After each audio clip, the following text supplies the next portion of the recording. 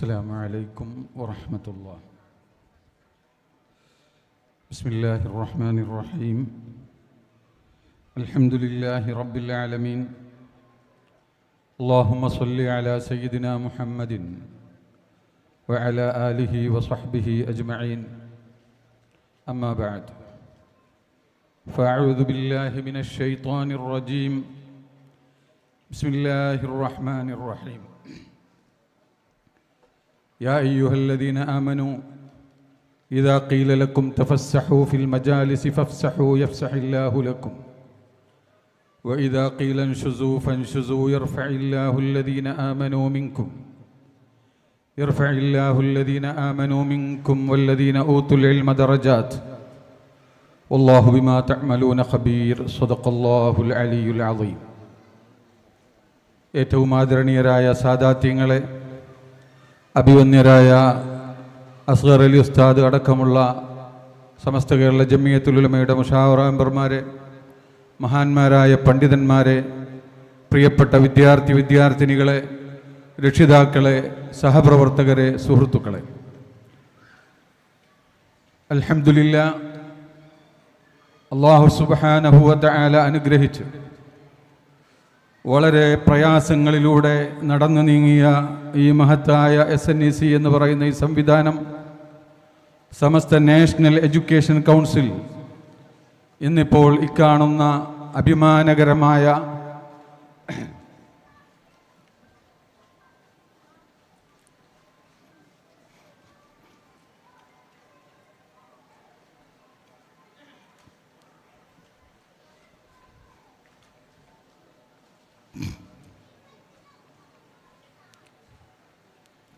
വാക്കുകൾക്കതീതമായ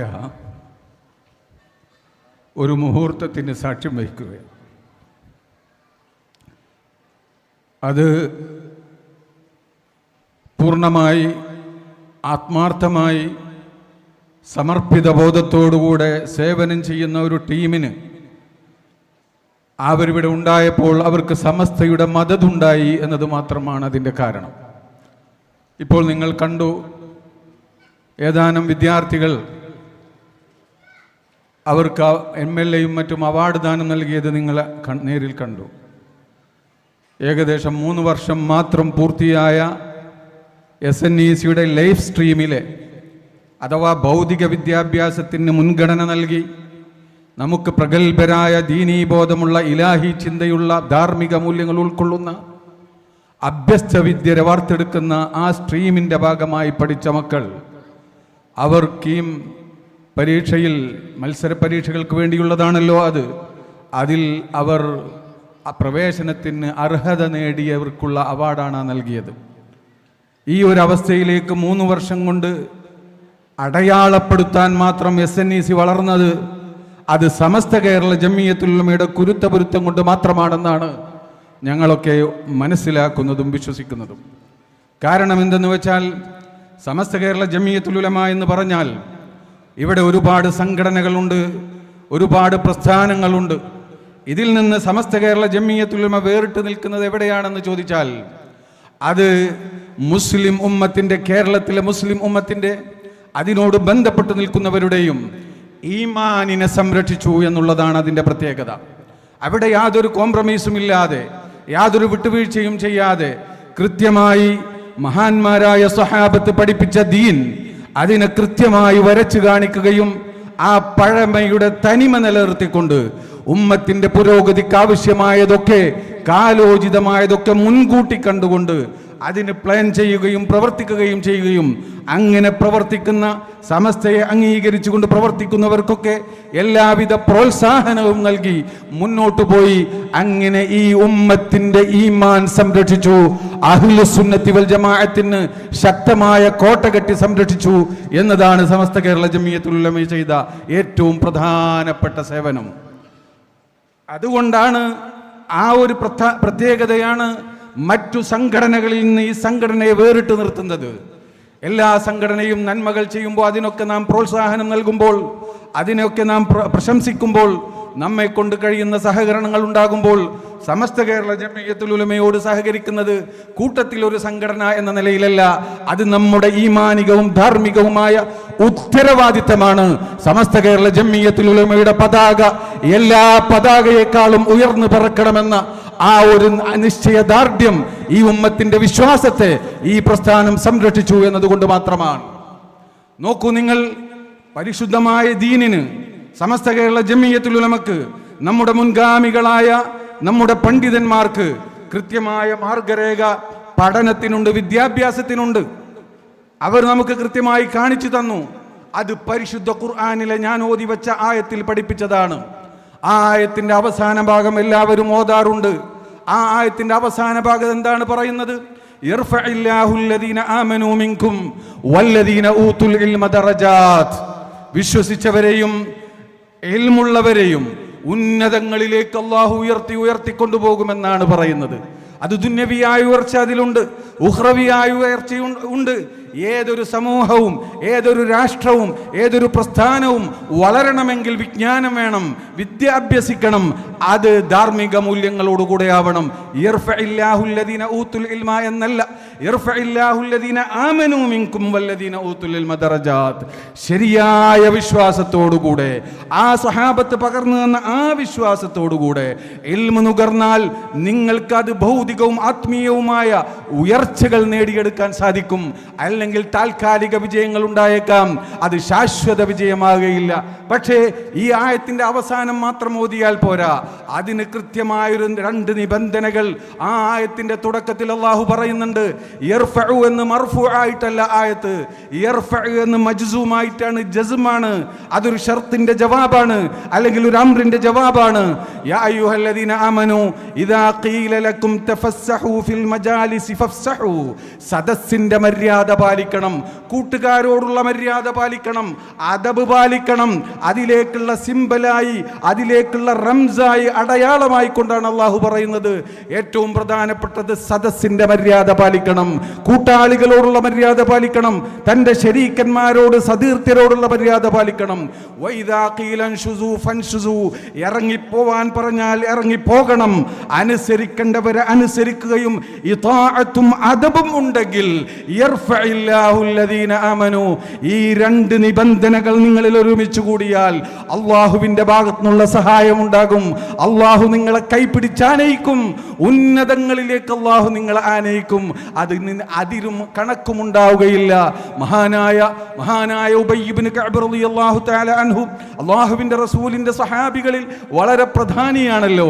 ഒരിക്കൽ ബഹുമാനപ്പെട്ട നബി സല്ലല്ലാഹു അലൈഹി വസല്ലമ തങ്ങൾ മഹാനായ ഉബയ്യ് ഇബ്നു കഅബിനോട് ചോദിക്കുകയാണ്, യാ അബൽ മുൻദിർ അയ്യു ആയത്തിൻ ഇൻദക അഅളമു ഫീ കിതാബില്ലാഹ്. അല്ലാഹുവിന്റെ കിതാബിൽ ഏറ്റവും ശ്രേഷ്ഠതയുള്ള ആയത്ത് ഏതാണെന്ന് നിനക്കറിയുമോ എന്ന് ചോദിച്ചു. ഉബയ്യ് ഇബ്നു കഅബ് റളിയല്ലാഹു തആല അൻഹു പറഞ്ഞു, അല്ലാഹു വറസൂലുഹു അഅലം. അല്ലാഹും റസൂലിനും അറിയാം, അല്ലാഹും റസൂലിനും അറിയാം എന്ന പാരമ്പര്യമാണ് സഹാബത്തിന്റെ പാരമ്പര്യം. അങ്ങനെ പറഞ്ഞാൽ ശിർക്കാണെന്ന് പറയുന്ന ബിദ്അത്തിന്റെ അഹ്ലുകാരെ സമസ്തക്ക് ഉൾക്കൊള്ളാൻ സാധ്യമല്ല. അല്ലാഹു വറസൂലുഹു അഅലം, അല്ലാഹും റസൂലും അഅലമാണെന്നാണ് സഹാബത്ത് പറഞ്ഞത്.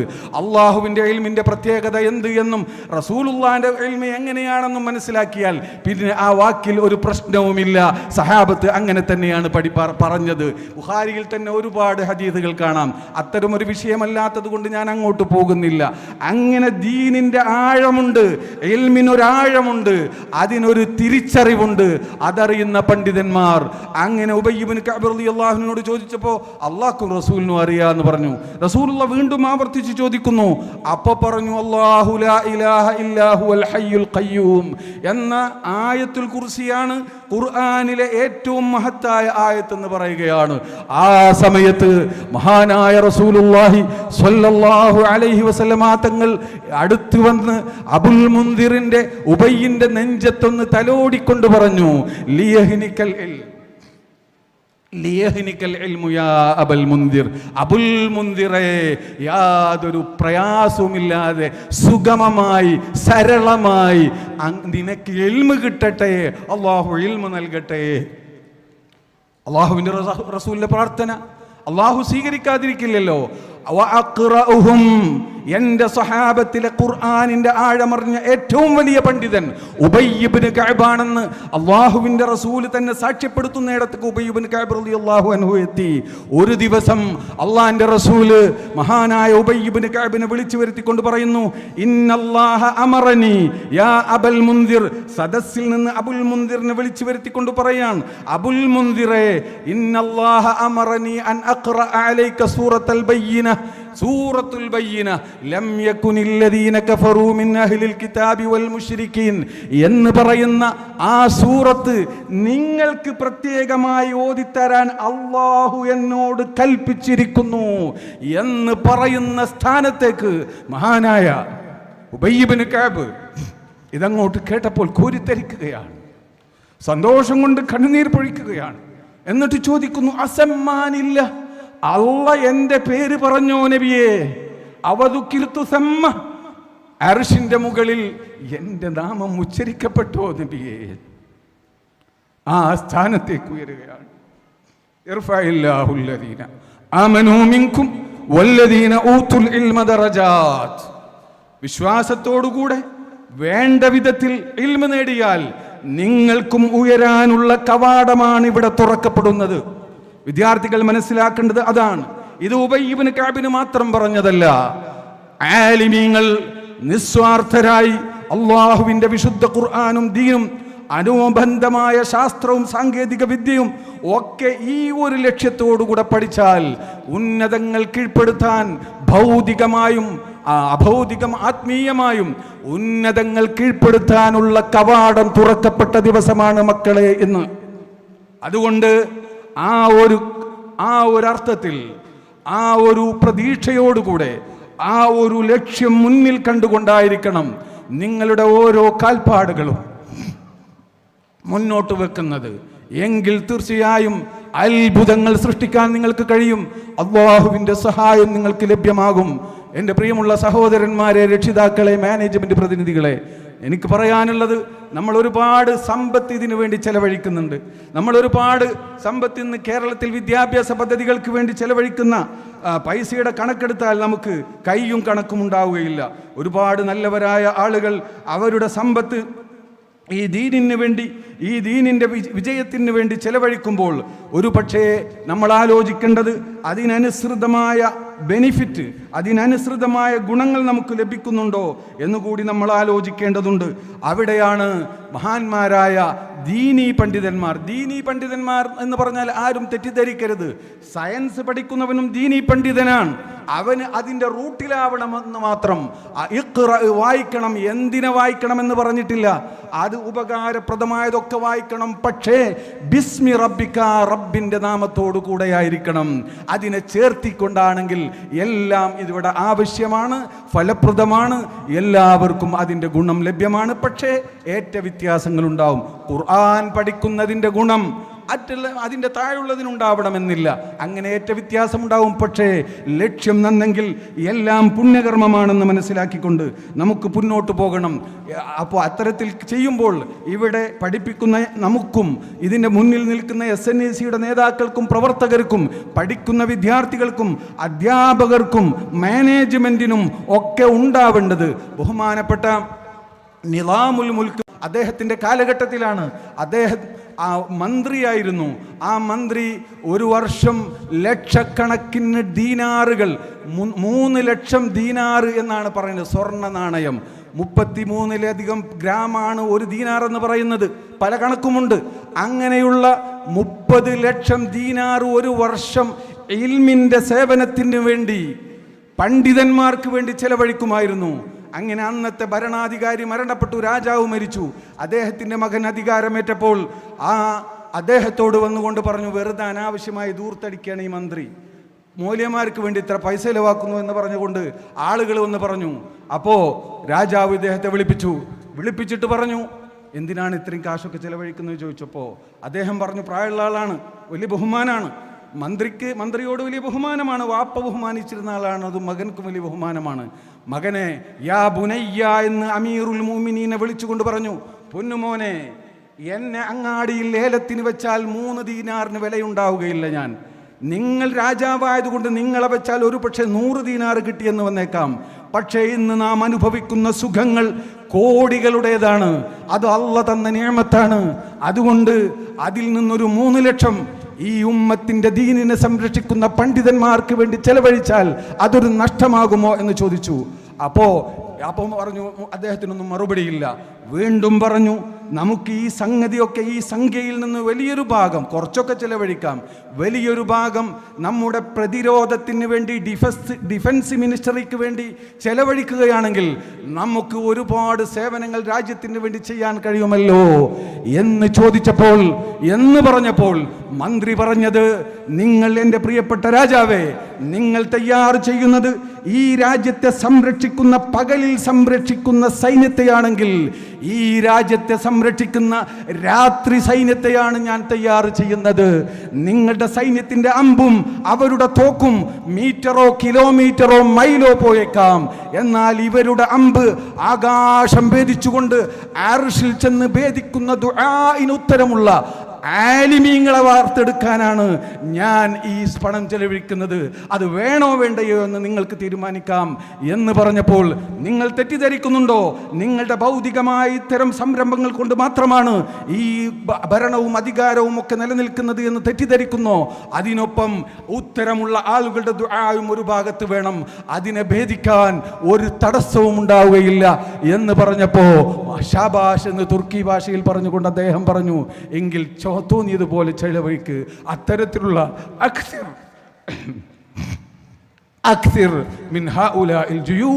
ഈ രാത്രിയുടെ സൈന്യത്തെ ധാരാളമായി ഉണ്ടാക്കി എന്ന് പറഞ്ഞു. ഇവിടെ നമുക്ക് ഡാറ്റകൾ കൈമാറിക്കൊണ്ട് ഒരു യൂണിവേഴ്സിറ്റി സിസ്റ്റം പോലെ വെറും ഡാറ്റകൾ കൈമാറി അവരെവിടെ പരീക്ഷയിൽ ഉന്നത മാർക്ക് നേടി ഏതെങ്കിലുമൊക്കെ യൂണിവേഴ്സിറ്റിയിൽ പോയി വലിയ വലിയ സ്ഥാനം നേടുന്ന പണ്ഡിതന്മാരെ, അങ്ങനെ കുറച്ച് സ്കൂൾ വിദ്യാർത്ഥി മാഷന്മാരെ ഉണ്ടാക്കാനല്ല SNEC പ്രവർത്തിക്കുന്നത്. SNECയുടെ സന്ദേശം ഡാറ്റകൾ കൈമാറലല്ല, പ്രകാശത്തെ കൈമാറലാണ്, ആത്മീയതയെ കൈമാറലാണ്.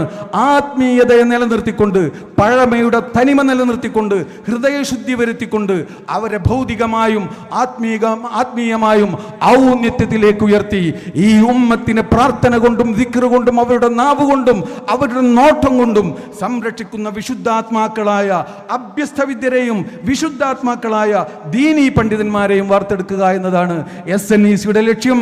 ഈ ലക്ഷ്യത്തിന് വേണ്ടി മഹാന്മാരായ ഉസ്താദുമാർ, ബഹുമാനപ്പെട്ട തങ്ങൾ ഉസ്താദ്, അതുപോലെയുള്ള MT ഉസ്താദൊക്കെ കൃത്യമായി ഞങ്ങൾക്ക് നിർദ്ദേശങ്ങൾ നൽകിക്കൊണ്ടിരിക്കുന്നു. ഞങ്ങൾ തയ്യാർ ചെയ്യുന്ന ഓരോ കാര്യങ്ങളും അവർ പരിശോധിക്കുന്നു. ഒരുപാട് പരിശോധനകൾക്ക് ശേഷം അൽഹംദുലില്ലാഹ് ദീൻ പഠിക്കാൻ താല്പര്യമുള്ള മക്കൾക്ക് ശരീഅ എന്ന് പറയുന്ന സ്ട്രീം ആൺകുട്ടികൾക്കും പെൺകുട്ടികൾക്കും 10ാം ക്ലാസ് കഴിഞ്ഞവർക്ക് 7ാം ക്ലാസ് കഴിഞ്ഞവർക്കും സൗകര്യമുള്ള സ്ട്രീമുകൾ നമ്മുടെ കൂടെയുണ്ട്. ഞാൻ വിശദീകരിക്കുന്നില്ല. ഭൗതികമായി അഭ്യസ്തവിദ്യരായ ആളുകളെ വാർത്തെടുക്കാൻ കഴിവുള്ള അത്തരത്തിലുള്ള സംവിധാനമാണ് ലൈഫ്. അത് ആൺകുട്ടികൾക്കും പെൺകുട്ടികൾക്കും ഇന്ന് നമ്മുടെ കൂടെയുണ്ട്. സ്വാഗത പ്രസംഗത്തിൽ അക്കം പറഞ്ഞെടുത്ത് അല്പം പിഴച്ചിട്ടുണ്ട്. 1227 അല്ല, ഇന്ന് നമ്മുടെ വിദ്യാർത്ഥികളുടെ എണ്ണം, മൊത്തത്തിലുള്ള എണ്ണം 4000-ഓളം വരുന്ന വിദ്യാർത്ഥികളാണ്. ഇന്ന് ഈ വർഷം നമ്മുടെ അഡ്മിഷൻ എടുത്ത ഇന്നലെ വരെയുള്ള കണക്ക് 1427 ലേറ്ററൽ എൻട്രിയുടെ റിസൾട്ട് ഇന്നലെ വന്നിട്ടുള്ളൂ. അത് ഞങ്ങൾ അതിൽ ചേർത്തിട്ടില്ല, അതിൻ്റെ പ്രക്രിയ നടന്നു പോകുന്നേ ഉള്ളൂ. അപ്പോൾ അൽഹംദുലില്ലാഹ് ഈ മുഹൂർത്തത്തിൽ എനിക്ക് പറയാനുള്ളത്, എൻ്റെ പ്രിയപ്പെട്ട മക്കളെ, നിങ്ങൾ അല്ലാഹു സുബ്ഹാനഹു വ തആല അനുഗ്രഹിച്ച് വലിയ ഒരു സംവിധാനത്തിൻ്റെ ഭാഗമാവുകയാണ്. ഇത് കേരളത്തിൽ മാത്രം ഒതുങ്ങി നിൽക്കാനുള്ളതല്ല. ഇപ്പോൾ തന്നെ കർണാടകയിലും മറ്റിതര സ്റ്റേറ്റുകളിലും നമ്മുടെ പ്രവർത്തനം ആരംഭിച്ചു കഴിഞ്ഞു. അൽഹംദുലില്ലാഹ്. അതുപോലെ നമുക്ക് ഒരുപാട് പദ്ധതികളുണ്ട്. വലിയ കാഴ്ചപ്പാടുകളുള്ള ഒരുപാട് വിദ്യാഭ്യാസ വിദഗ്ധർ നമ്മുടെ കൂടെയുണ്ട്. അവർക്കൊക്കെ നിർദ്ദേശങ്ങൾ നൽകാനുള്ള നമ്മുടെ ഉസ്താദുമാരും മഹത്തുക്കളും സാദാത്യങ്ങളും നമുക്കുണ്ട്. അതുകൊണ്ട് ഭാവിയിൽ ഇതൊക്കെ ഏറ്റെടുത്ത് നടത്തേണ്ടവരാണ് നിങ്ങൾ. അതുകൊണ്ട് അതിനുള്ള യോഗ്യത നിങ്ങളുടെ സ്ഥാപനങ്ങളിൽ നിന്ന് നിങ്ങൾ നേടണം. അൽഹംദുലില്ലാഹ് 3 വർഷം തികയുന്നതിൻ്റെ മുമ്പ് ലോകത്തെ ഏറ്റവും പ്രധാനപ്പെട്ട വേൾഡ് ഇസ്ലാമിക് യൂണിവേഴ്സിറ്റീസ് എന്ന് പറയുന്ന 200-ലധികം യൂണിവേഴ്സിറ്റികളുടെ കൂട്ടായ്മയായ ആ ലീഗിൽ നമുക്ക് അംഗത്വം ലഭിച്ചു എന്നത് സമസ്തയുടെ ഒരു ബറക്കത്ത് കൊണ്ട് മാത്രമാണ്. മഹാനായ ബഹുമാനപ്പെട്ട ശൈഖുൽ അസ്ഹറുമായി കൂടിക്കാഴ്ചയ്ക്ക് എനിക്ക് അവസരം കിട്ടി. ആ സമയത്ത് അദ്ദേഹവുമായി ഇങ്ങനെ സംസാരിക്കുമ്പോൾ ഇന്ത്യയിലെ പണ്ഡിതന്മാരെ സംബന്ധിച്ച് പറഞ്ഞു. അപ്പോൾ ഹദീസിൽ അവർ ചെയ്ത സേവനത്തെ സംബന്ധിച്ച് ഇങ്ങനെ പറഞ്ഞപ്പോൾ അദ്ദേഹം, ഞാൻ മിനിഞ്ഞാന്ന് മുവത്തയുടെ ഒരു ഷറഹ് ഞാൻ കണ്ടു, ഞാൻ മുതാല ചെയ്തിരുന്നു. അപ്പോൾ പെട്ടെന്ന് മൂപ്പർക്ക് അതിൻ്റെ പേര് ഓർമ്മ വന്നില്ല. ഞാൻ പറഞ്ഞു ഔജസുൽ മസാലിക്കല്ലേ മുവത്തയുടെ ഷറഹ്? അതെ അതന്നെയാണ് എന്ന് പറഞ്ഞു. എന്നിട്ട് അദ്ദേഹവുമായുള്ള ചരിത്രം പറഞ്ഞു. അതിനുശേഷം മഹാനവറുകൾ ഒരുപാട് വാഗ്ദാനങ്ങൾ നമുക്ക് നൽകി. ഇൻഷാ അല്ലാഹ് നമ്മൾ മുന്നോട്ടാണ്. ഒരുപാട് കാഴ്ചപ്പാടുകൾ നമ്മുടെ മുന്നിലുണ്ട്, ഒരുപാട് പദ്ധതികളുണ്ട്, വിഷനുണ്ട്. ഇൻഷാ അല്ലാഹ് അതൊക്കെ നമുക്ക് നടപ്പിലാക്കണം. ആത്മാർത്ഥമായി എൻ്റെ പ്രിയപ്പെട്ട വിദ്യാർത്ഥികളും രക്ഷിതാക്കളും അതുപോലെ പൊതുസമൂഹവും നേതാക്കളും പണ്ഡിതന്മാരും സാദാത്യങ്ങളും ആത്മാർത്ഥമായി പ്രാർത്ഥിക്കണമെന്ന് ആദ്യമായി പറഞ്ഞ് എല്ലാ അർത്ഥത്തിലുമുള്ള സഹകരണം ഉണ്ടാവണം എന്നുകൂടെ പറഞ്ഞ് എല്ലാ സ്ട്രീമുകളിലേക്കുമുള്ള അപേക്ഷ പൂർത്തീകരിക്കപ്പെട്ടിട്ടുണ്ട്. പക്ഷേ 1-2 പുതിയ സ്ഥാപനങ്ങൾ ശരീഅയിൽ വന്നിട്ടുണ്ട്. 10ാം ക്ലാസ് നമുക്ക് നമ്മൾ ഈ വർഷം ഇനി എടുക്കുന്നില്ല എന്ന് അടച്ചതായിരുന്നു, എന്നാലും എടുക്കേണ്ടി വന്നു ചില പ്രത്യേക സാഹചര്യത്തിൽ. 1-2 സ്ഥാപനങ്ങളുള്ളത് കൊണ്ട് ശരീഅ സ്ട്രീമിലേക്ക് അഥവാ 10ാം ക്ലാസ് കഴിഞ്ഞ ശരീഅയിലേക്ക് കുറച്ചുകൂടെ അവസരം നമ്മൾ തുറന്നു കൊടുത്തിട്ടുണ്ട്. അത് താല്പര്യമുള്ളവർക്ക് ഉപയോഗപ്പെടുത്താവുന്നതാണ്. 10ാം ക്ലാസ് കഴിഞ്ഞ ശരീഅയിലേക്ക് മാത്രം ആൺകുട്ടികൾക്ക് അല്ലാഹു സുബ്ഹാനഹു വ തആല നമ്മുടെ ദൗത്യങ്ങളൊക്കെ വിജയിപ്പിച്ച് തരുമാറാവട്ടെ. നമ്മുടെ സുഹൃത്തുക്കൾ ഒരുപാട് ആളുകൾ ഇതുമായി സഹകരിച്ചു, സേവനം ചെയ്തു.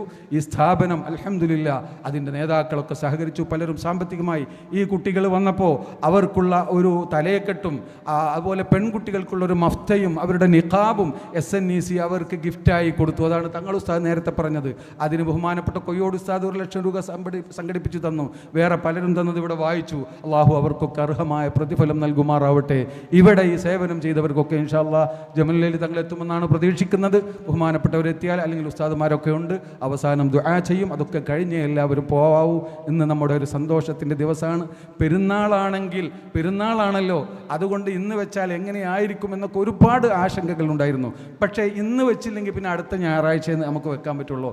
ഒരാഴ്ച നമ്മുടെ അക്കാദമിക് ഇയറിൽ നിന്ന് നഷ്ടപ്പെട്ടുകൂടാ എന്ന ചിന്തയാണ് ഇന്ന് തന്നെ ഇത് വെക്കാൻ നമ്മളെ നിർബന്ധിപ്പിച്ചിട്ടുള്ളത്. അതൊക്കെ നിങ്ങൾ മനസ്സിലാക്കണമെന്ന് പറഞ്ഞുകൊണ്ട് അള്ളാഹു നമ്മുടെ പ്രവർത്തനങ്ങളും യത്നങ്ങളിലൊക്കെ ബറക്കത്ത് ചെയ്യട്ടെ എന്ന് ദുആ ചെയ്തുകൊണ്ട്, നിങ്ങളൊക്കെ ദുആ ചെയ്യണമെന്ന് വസിയ്യത്ത് ചെയ്തുകൊണ്ട് ഞാൻ എൻ്റെ വാക്കുകൾ അവസാനിപ്പിക്കുകയാണ്.